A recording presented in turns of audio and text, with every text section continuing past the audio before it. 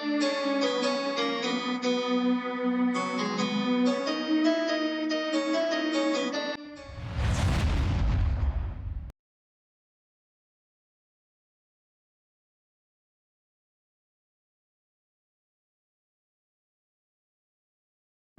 मार्च 1931 Lahore central jail. वक्त था शाम के करीब 7:30 बजे। जेल के गलियारों में एक अजीब सी खामोशी छाई हुई थी, जिसे तोड़ रही थी तो बस 3 नौजवानों के कदमों की आहट और उनके लबों से निकल रहे एक गीत के बोल, मेरा रंग दे बसंती चोला। ये थे भगत सिंह, सुखदेव और राजगुरु।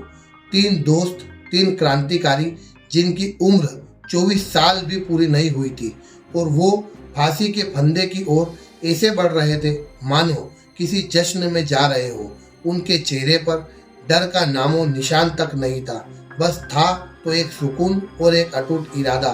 जैसे ही वे तख्ते पर पहुंचे, उन्होंने अपनी पूरी ताकत से नारा लगाया, इंकलाब जिंदाबाद। आखिर वो कौन सी आग थी जो इन तीनों जिगरी दोस्तों को हंसते हंसते मौत को गले लगाने की ताकत दे रही थी? वो कौन सा जज्बा था जिसने उन्हें अपनी जवानी देश के नाम कुर्बान करने पर मजबूर कर दिया? ये कहानी दोस्ती की है, ये कहानी बलिदान की है, और ये कहानी है उस एक बदले की जिसने सोए हुए हिंदुस्तान को झंझोड़कर जगा दिया और ब्रिटिश साम्राज्य की जड़ें हिलाकर रख दी। तो चलिए वक्त में पीछे चलते हैं और उस चिंगारी को ढूंढते हैं जिसने क्रांति की इस आग को भड़काया था। साल था 1928। हिंदुस्तान की हवा में गुलामी की घुटन तो थी, लेकिन साथ ही आज़ादी के लिए एक बेचैनी भी घुल रही थी। इसी माहौल में ब्रिटिश हुकूमत ने भारत का राजनीतिक भविष्य तय करने के लिए एक कमीशन बनाया, जिसका नाम था साइमन कमीशन। और मजे की बात देखिए, हिंदुस्तान की किस्मत का फैसला करने वाले इस कमीशन में एक भी हिंदुस्तानी नहीं था। ये भारत के स्वाभिमान पर एक सीधा हमला था। पूरे देश में एक ही आवाज गूंज उठी, साइमन वापस जाओ, साइमन गो बैक। 30 अक्टूबर 1928 को जब यह कमीशन लाहौर पहुंचा, तो उसका स्वागत करने के लिए हजारों शांतिपूर्ण प्रदर्शनकारी इकट्ठा हुए। इस जुलूस की कमान संभाल रहे थे पंजाब के सबसे बड़े और प्यारे नेता, शेर पंजाब लाला लाजपत राय। लाला जी की एक आवाज पर हजारों नौजवान अपनी जान तक देने को तैयार थे। माहौल में जोश तो था, लेकिन प्रदर्शन पूरी तरह से शांतिपूर्ण था। पर ब्रिटिश हुकूमत को ये शांति पसंद नहीं आई। भीड़ को काबू करने के बहाने लाहौर के पुलिस सुपरिटेंडेंट जेम्स से स्कॉट ने लाठीचार्ज का हुक्म दे दिया। पुलिस निहत्थे लोगों पर भूखे भेड़ियों की तरह टूट पड़ी और उनका मुख्य निशाना थे लाला लाजपत राय। स्कॉट के इशारे पर लाला जी पर बेरहमी से लाठियां बरसाई गई। खून से लथपथ होने के बाद भी उस शेर ने गरजते हुए कहा था, मेरे शरीर पर पड़ी एक एक लाठी ब्रिटिश सरकार के ताबूत में एक एक कील का काम करेगी। चोटें बहुत गहरी थी। इस हमले के ठीक 18 दिन बाद 17 नवंबर 1928 को भारत माँ ने अपने उस महान बेटे को हमेशा के लिए खो दिया। लाला जी की शहादत की खबर पूरे देश में दुख और गुस्से की लहर दौड़ा दी। हर हिंदुस्तान के दिल में एक ही सवाल था, क्या हमारे सबसे बड़े नेता की कुर्बानी बेकार जाएगी? और इसी सवाल ने 3 दोस्तों के दिलों में बदले की वो आग जलाई जिसे बुझाना अब नामुमकिन था। लाहौर के नेशनल कॉलेज में 3 नौजवानों की दोस्ती परवान चल रही थी। पहला भगत सिंह, एक विचारक जिसकी आंखों में आजाद और समाजवादी भारत का सपना था। दूसरा शिवराम राजगुरु, पुणे का एक मराठा नौजवान जो निशानेबाजी में उस्ताद था और जिसकी रगों में शिवाजी का खून दौड़ता था। और तीसरा सुखदेव थापर, एक लाजवाब रणनीतिकार जो क्रांति की हर योजना की रीढ़ हुआ करता था। ये सिर्फ दोस्त नहीं थे, ये एक ही मकसद के लिए जीने मरने वाले साथी थे।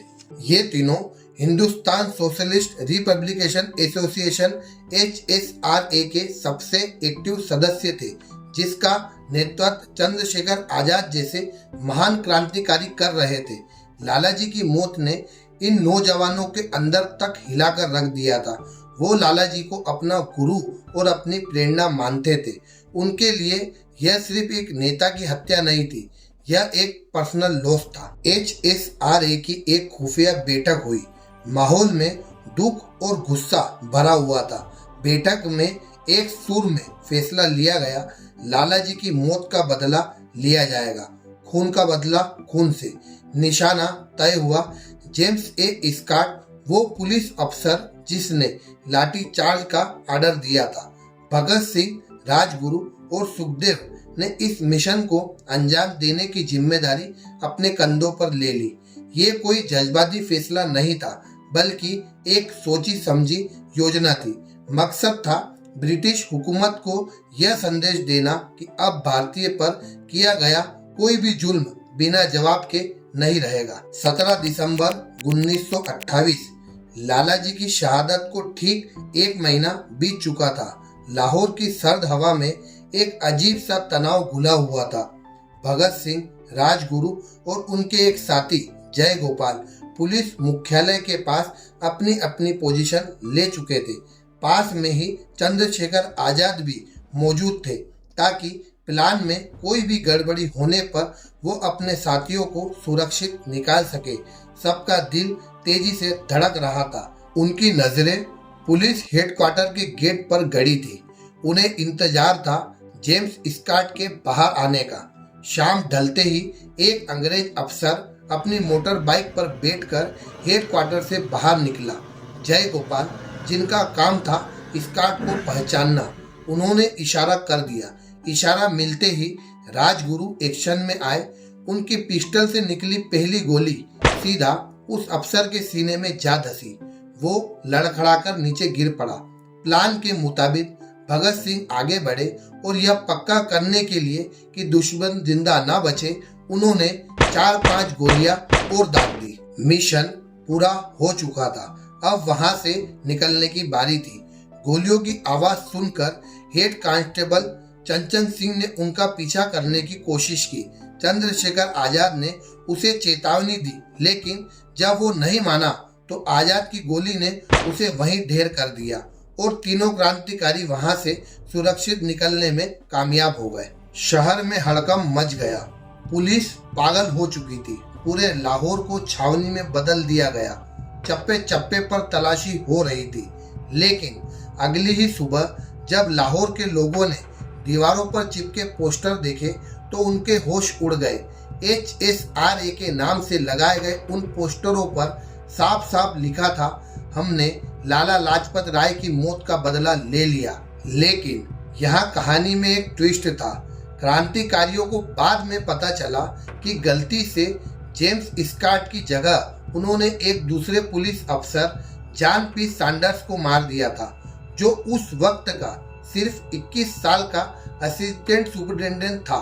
निशाना भले ही चूक गया था, लेकिन संदेश बिल्कुल सही जगह पहुंचा था। देश भर के नौजवानों में नया जोश भर पड़ा था और ब्रिटिश हुकूमत पहली बार खौफ महसूस कर रही थी। लाहौर में पुलिस का जाल बिछ चुका था। हर नाके पर दाढ़ी और पगड़ी और सिक्कों की तलाशें ली जा रही थी, क्योंकि पुलिस को शक था कि इसमें भगत सिंह का हाथ है। ऐसे में लाहौर से निकलना लगभग नामुमकिन था और यहीं पर काम आई सुखदेव की प्लानिंग और भगत सिंह की सूझबूझ। क्रांतिकारियों ने एक ऐसा प्लान बनाया जिसकी कल्पना भी पुलिस नहीं कर सकती थी। भगत सिंह, जो अपनी दाढ़ी और केश के लिए जाने जाते थे, उन्होंने अपना भेष बदलने का फैसला किया। उन्होंने अपनी दाढ़ी मुंडवा दी, बाल कटवा लिए और एक अंग्रेजी सूट बूट और हेड पहनकर एक हैंडसम साहब का रूप धर लिया। इस काम में उनकी मदद की एक और महान क्रांतिकारी भगवती चरण वोहरा की पत्नी दुर्गावती देवी ने, जिन्हें हम सब दुर्गा भाभी के नाम से जानते हैं। प्लान के मुताबिक दुर्गा भाभी भगत सिंह की पत्नी बनी और अपने छोटे से बेटे को गोद में लेकर एक मॉडर्न मेम साहब के किरदार में ढल गई। राजगुरु उनके नौकर बने और ये तीनों पुलिस की आंखों के ठीक सामने से फर्स्ट क्लास कंपार्टमेंट में बैठकर उसी ट्रेन से लाहौर से निकल गए जिसमें सैकड़ों पुलिस वाले उन्हें ढूंढ रहे थे। ये किसी फिल्मी सीन से कम नहीं था। वो कलकत्ता पहुंचे और ब्रिटिश इंटेलिजेंस को कानो कान खबर तक नहीं हुई। ये ग्रेट एस्केप भगत सिंह की जबरदस्त अकलमंदी और HSRA के नेटवर्क का एक शानदार नमूना था। कलकत्ता पहुंचकर भगत सिंह और उनके साथी रुके नहीं।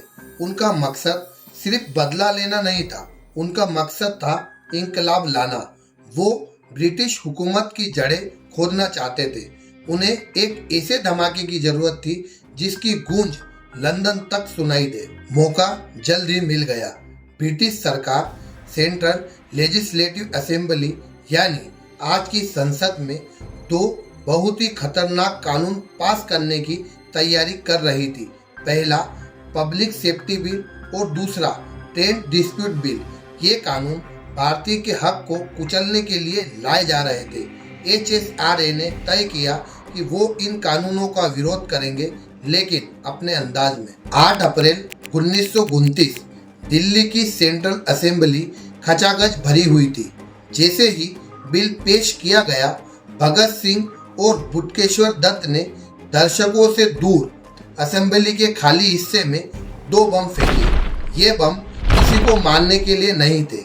ये कम ताकत वाले बम थे जिनका मकसद सिर्फ धुआं और आवाज करना था। बम फेंकने के बाद उन्होंने भागने की कोशिश तक नहीं की। वो वहां खड़े रहे और नारा लगाने लगे, इंकलाब जिंदाबाद, साम्राज्यवाद मुर्दाबाद। उन्होंने असेंबली में पर्चे फेंके जिन पर लिखा था, बहरों को सुनाने के लिए धमाके की जरूरत होती है। उनका मकसद साफ था। वो गिरफ्तारी देना चाहते थे ताकि वो अदालत को अपनी आवाज पूरी दुनिया तक पहुंचाने का मंच बना सके। सुखदेव ने इस पूरी योजना को बनाने में अहम भूमिका निभाई थी। यह एक मास्टर स्ट्रोक था। अब क्रांति जेल की दीवारों के अंदर से लड़ी जानी थी। गिरफ्तारी के बाद उन पर लाहौर षड्यंत्र केस के नाम से मुकदमा चला।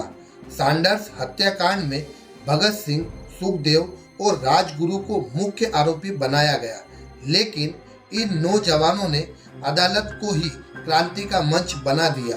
वह खुद को अपराधी नहीं बल्कि युद्ध बंदी मानते थे। जेल में उन्होंने भारतीय कैदियों के साथ होने वाले भेदभाव और बुरे बर्ताव के खिलाफ एक ऐतिहासिक भूख हड़ताल शुरू की।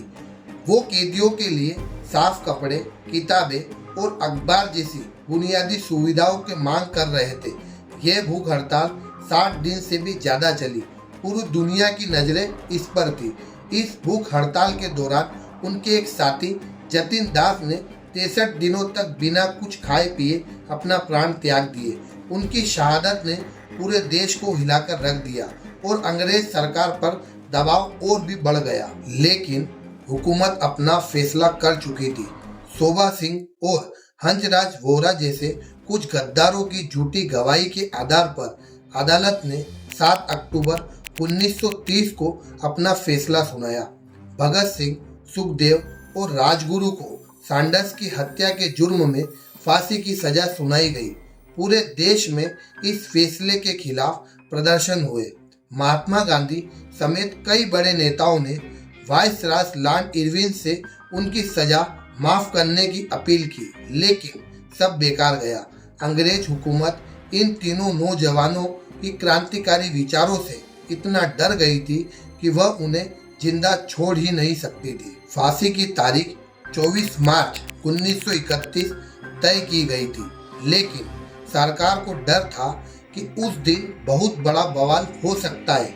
इसलिए उन्होंने कानून को ताक पर रखकर फांसी एक दिन पहले यानी 23 मार्च 1931 की शाम को ही देने का फैसला कर लिया। जब जेलर ने उन्हें बताया कि फांसी का वक्त आ गया है, तो भगत सिंह उस वक्त लेनिन की जीवनी पढ़ रहे थे। उन्होंने कहा, ठहरो, एक क्रांतिकारी दूसरे क्रांतिकारी से मिल रहा है। उन्होंने किताब का पन्ना मोड़ा उसे रखा और फांसी के लिए चल दिए। तीनों दोस्त एक दूसरे से गले मिले, मेरा रंग दे बसंती चोला गाते हुए, इंकलाब जिंदाबाद के नारे लगाते हुए फांसी के तख्ते पर चढ़ गए। शाम 7:33 पर भारत माँ के उन तीनों वीर सपूतों ने हंसते हंसते मौत को गले लगा लिया। हुकूमत उनकी मौत के बाद भी उनसे इतना डरती थी कि उन्होंने उनका अंतिम संस्कार भी ढंग से नहीं होने दिया। रात के अंधेरे में उनके शवों को चुपके से जेल से निकालकर सतलुज नदी के किनारे फिरोजपुर के पास ले जाकर मिट्टी का तेल डालकर जला दिया गया। जब गांव वालों ने आग की लपटें देखी और पास जाकर उन अधजले शरीरों को पहचाना तो पूरे देश में गुस्से की आग भड़क उठी। भगत सिंह, सुखदेव और राजगुरु ने जिस्मानी तौर पर इस दुनिया को अलविदा कह दिया था, लेकिन वो हमेशा के लिए अमर हो गए। वो सिर्फ शहीद नहीं बने, वो एक विचार बन गए, एक प्रेरणा बन गए। भगत सिंह ने अपनी जेल की डायरी में लिखा था, वो मुझे मार सकते हैं लेकिन मेरे विचारों को नहीं मार सकते। और उनके विचार थे आज़ादी, बराबरी और न्याय पर आधारित एक ऐसा समाज को बनाना जहां कोई इंसान किसी दूसरे इंसान को शोषण ना कर सके। उनकी क्रांति सिर्फ राजनीतिक आज़ादी तक नहीं थी, वो एक सामाजिक क्रांति का सपना देखते थे। आज जब हम एक आज़ाद भारत में सांस ले रहे हैं तो हमें खुद से ये सवाल जरूर पूछना चाहिए कि क्या हम वो भारत बना पाए जिसका सपना उन तीनों दोस्तों ने देखा था? क्या हम उनके बताए रास्ते पर चल पाए? इन महान क्रांतिकारियों की कहानी को हर हिंदुस्तानी तक पहुंचाना हम सबकी जिम्मेदारी है। इस वीडियो को अपने दोस्तों और परिवार के साथ शेयर करें और कमेंट में हमें बताएं कि भगत सिंह, राजगुरु और सुखदेव की कौन सी बात आपको सबसे ज्यादा हिम्मत देती है। और भारत के ऐसे ही अनसुने हीरो की कहानियों के लिए हमारे चैनल को सब्सक्राइब जरूर करना। फिर मिलते हैं एक नए वीडियो के साथ। जब तक जय हिंद, जय Bharat, respect Indian army, respect Indian police force, इंकलाब जिंदाबाद।